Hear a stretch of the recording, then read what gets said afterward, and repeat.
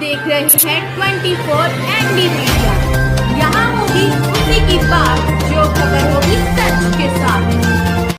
सिंह हमारे चैनल पर हार्दिक अभिनंदन करते हैं। आज हम गीतामन मंदिर के पास गवर्नमेंट स्कूल में पहुंचे हैं। रेड क्रॉस के क्षेत्रों में कार्यों के लिए हमारे मैम अंजू शर्मा को महामहिम राज्यपाल द्वारा सम्मानित किया जा चुका है। कोविड के दौरान किए गए कार्यों में उनकी अनेक NGOs और अनेक संस्थाओं ने उन्हें समय समय पर सम्मानित किया है।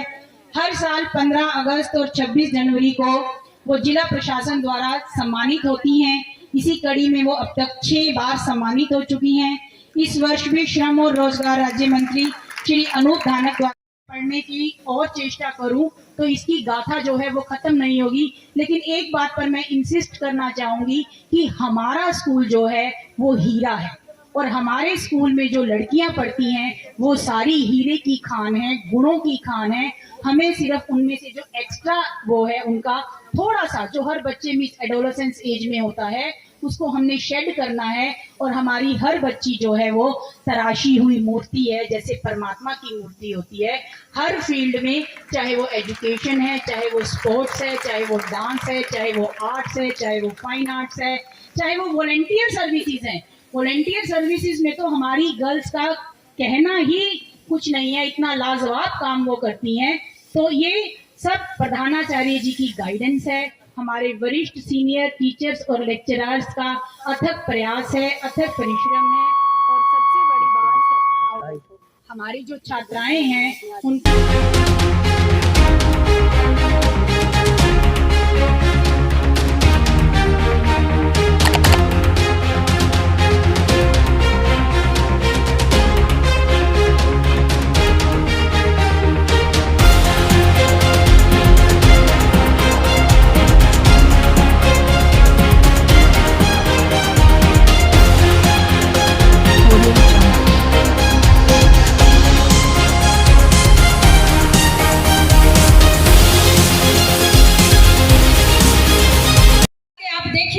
पढ़ने का माहौल है क्या? इतना पूरा गंद का ढेर लगा हुआ है सर, बदबू में हमारा बेहाल हो जाता है। हमारे बच्चों की प्रतिष्ठा, हमारे बच्चों के गुण, हमारे बच्चों का जो भी है वो सब आपने देख लिया। तो ही अंत में मैं आई हूँ। कोई हमारी तरफ से किसी प्रकार की अगर कमी हो तो सर आप कह सकते हैं खुले शब्दों में। हमने पूरी मेहनत कर रखी है सर, स्कूल की सफाई हम खुद करते हैं, झाड़ू लगाते हैं सर स्कूल में हम। कोई भी सफाई कर्मचारी हमारे पास नहीं है, चाहे हम जेब से इकट्ठे करें, कुछ भी करें। सर एक बार धरातल पर आकर प्लीज मेरी बात सुन लेना, क्योंकि यहाँ बहुत बुरा हाल है सर। ये चीजें तो चलती रहती है, ये तो स्कूल में भी कर लेते हैं हम। जो मेन मुद्दा है उस पर एक बार सर जरूर स्कूल के बाहर जाकर देखना कि क्या हाल है। और आज होली अष्टमी का व्रत है, मातृशक्ति ने सभी पुरुषों के लिए व्रत रखा है, क्योंकि हम तो मातृशक्ति हैं। होली अष्टमी की सभी को ढेर सारी शुभकामनाएं, सभी माताओं को ढेर सारी बधाई। ये माताएं ही हैं जो पूरा दिन व्रत रखकर अपने बच्चों की और करवा चौथ का व्रत चला गया अपने पति महोदय की लंबी आयु के लिए जो व्रत रखती हैं। सभी मजे ले लेकर खा पी लेते हैं, ड्राई फ्रूट भी चख लेते हैं, सब कुछ खा लेते हैं। लेकिन एक मातृशक्ति ऐसी है जो सब कुछ बलिदान कर देती है।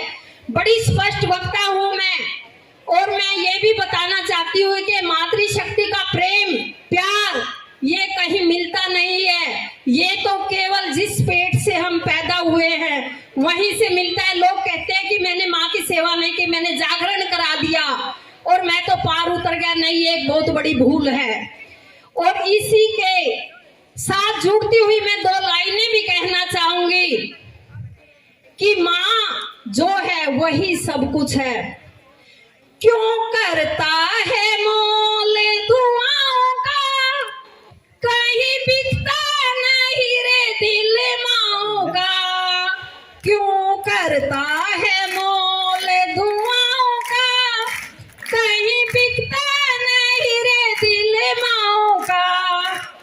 है जन्म की तेरे दाता, अनमोल रतन है माता, तुझको देती सहारा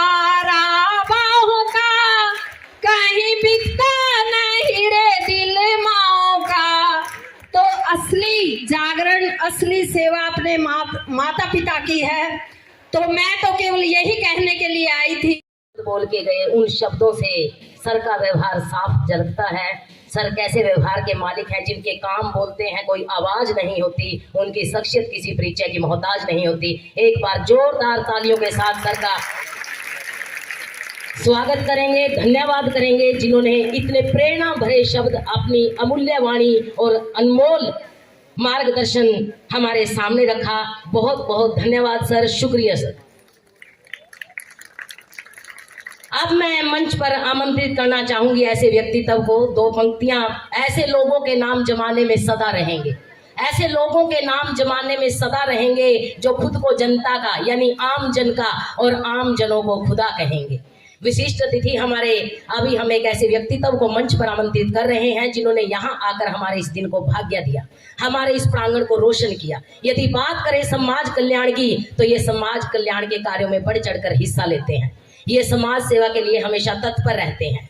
हमारे माननीय विशिष्ट अतिथि महोदय श्री लीलाराम गुर्जर जी को मैं मंच पर आमंत्रित करती हूँ कि वो मंच पर आएं और अपना स्नेहपूर्ण उद्बोधन हमारे सामने रखें। श्री लीलाराम गुर्जर जी मंच पर आए। एक बार जोरदार तालियों के साथ सर का स्वागत करेंगे। अभी आप लोगों को बताएं की रिपेयर की बात है। 25 करोड़ पर कॉन्स्टिट्यूंसी सड़कों का निर्माण के लिए सरकार ने दिया। और मैं ये भी कहूँगा कि मुख्यमंत्री जी, माननीय मुख्यमंत्री मनोहर लाल जी दोनों हाथों से पैसे देने का काम करते हैं। जब हम विधायक बने, एक बात सुनते थे, कैथल में पीजीआई बनेगा, कैथल में मेडिकल कॉलेज बनेगा, परंतु 15 साल तक नहीं बना। चाहे उसकी कोई भी वजह, मैं उसमें डीपली जाना भी नहीं चाहता।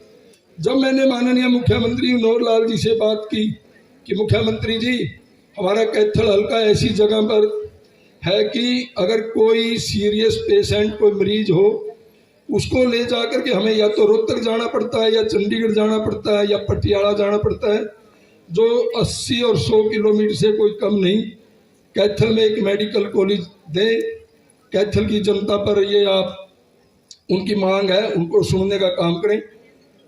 आपको जानकर खुशी होगी, माननीय मुख्यमंत्री जी ने पहली, दूसरी, अनिल जी तीसरी मीटिंग में ये कह दिया कि आपके कैथल का कॉलेज मंजूर कर दिया। और पता है बेटा, उस पर 1000 करोड़ रुपए का खर्चा आएगा। हरियाणा का सबसे बढ़िया मेडिकल कॉलेज आपके कैथल में बनेगा। और मुझे उम्मीद है कि इसी नवंबर महीने में उस पर डीपीआर बनकर के तैयार हो गया है।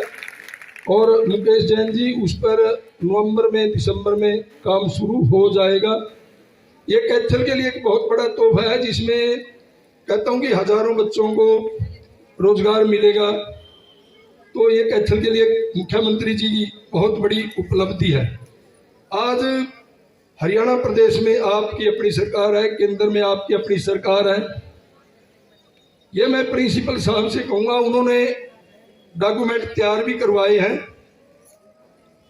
और कल ही हमारी चंडीगढ़ में मीटिंग है, मैं कल जाऊँगा, तो उसके लिए हमारे अधिकारीगण भी आए हैं, सजल जी और इन्होंने टोटल एस्टिमेट बनाया। सजल जी, आपने टोटल पूरा कितना खर्चा आएगा?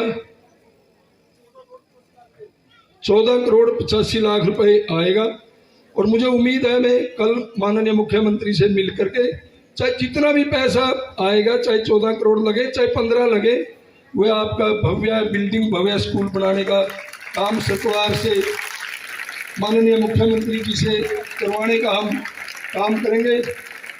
मैं ज़्यादा लंबे देर न करते हुए, क्योंकि बच्चियां सवेर से बैठी हैं, और सुरेश जी ने तो बोल भी दिया था, ये बेटियों का, हमारी बेटियों का धैर्य है या अनुशासन है या उनके शिक्षक स्टाफ की कहूँगा शिक्षा है कि वो सवेर से एक भी बच्ची अपनी जगह से खड़ी नहीं हुई, किसी प्रकार का कोई शोर शराबा नहीं किया।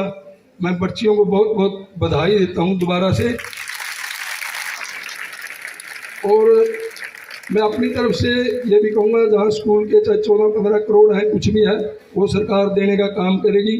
जिन बच्चियों ने कल्चरल प्रोग्राम किए, मैं उसके लिए अपनी जेब से 21,000 रुपये भी बच्चों की हौसला अफजाई के लिए देता हूँ। आपने मेरी बात सुनी, बहुत बहुत धन्यवाद। जय हिंद, जय हरियाणा। विशिष्ट अतिथि श्री लीलाराम जी का, जिन्होंने अपने कीमती विचार और अपने अनमोल शब्दों के माध्यम से हमारा मार्गदर्शन किया, जिन्होंने यहाँ पधार के हमारे जीवन के पलों को पावन किया, हमारे इस कार्यक्रम को गति प्रदान की। और इसके साथ ही हमारा जो प्रोग्राम है, कार्यक्रम है, वो समापन की ओर बढ़ रहा है। मैं अगला जो हमारा कार्यक्रम का अगला रूप है वो पेश कर रहे हैं। वो है हमारा इस वार्षिक उत्सव के मौके पर जो वार्षिक वितरण है, प्राइज डिस्ट्रीब्यूशन है, वो कार्यक्रम अब जारी होगा। और इसके लिए उससे पहले मैं 2 शब्द कहना चाहूंगी हमारे विद्यालय के बारे में, हमारे प्रधानाचार्य के बारे में। हम सभी जानते हैं कि कोई भी परिवार, कोई भी संस्था, कोई भी संगठन तभी सफल हो पाता है जब वहां का परिवार, वहां का संगठन भावनात्मक रूप से, भावात्मक रूप से जुड़ा हो। और ये भावात्मक जुड़ाव की बदौलत है कि हमारा जो स्कूल है हर दिशा में, चाहे वो शिक्षा हो, चाहे वो खेल हो, म्यूजिक हो, गीत संगीत की कड़ी हो, सभी में जिला स्तर पर ही नहीं राष्ट्रीय स्तर पर भी अपने परचम लहराए हैं हमारे स्कूल ने। और जो हमारा जो स्टाफ, ये परिवार जो मिलजुल कर कार्य कर रहा है, इसका सारा श्रेय हमारे प्रधानाचार्य जी को जाता है। एक बार जोरदार क्लैपिंग हो जाए हमारे प्रधानाचार्य जी श्री कश्मीर सिंह जी के लिए, जिन्होंने जो हर पल हमारे स्कूल को बेहतर से बेहतर बनाने के लिए प्रयासरत रहते हैं। बहुत बहुत धन्यवाद सर। और मैं अभी विधायक जी को रिपोर्ट दी थी, भाई इतने कमरे तो ये असुरक्षित घोषित कर रखे हैं, ये कमी है, ये कमी है, ना यहाँ कोई ग्राउंड है, ना स्कूल है, ना कोई लैब है, ना कोई ऐसे संसाधन है, लेकिन फिर भी इतना बढ़िया रिजल्ट है खेल के क्षेत्र में, पढ़ाई के क्षेत्र में, सांस्कृतिक प्रोग्रामों के क्षेत्र में। तो इसका क्या कारण है बेटियों? ये जो अभाव और गरीबी, यही आपका ब्रह्मास्त्र है। ये अभाव और गरीबी वो हथियार है जो आपको जिंदगी के बड़े से बड़े मुकाम पर पहुंचाएगा। इतिहास गवाह है इस बात का कि गरीबी और अभाव में पलने वाले बच्चों ने अपनी मेहनत और लगन और अनुशासन के बल पर बड़े बड़े मुकाम हासिल किए हैं। अपने माँ बाप का ही नहीं, अपने देश का भी नाम रोशन किया है। कितने उदाहरण आपके सामने हैं।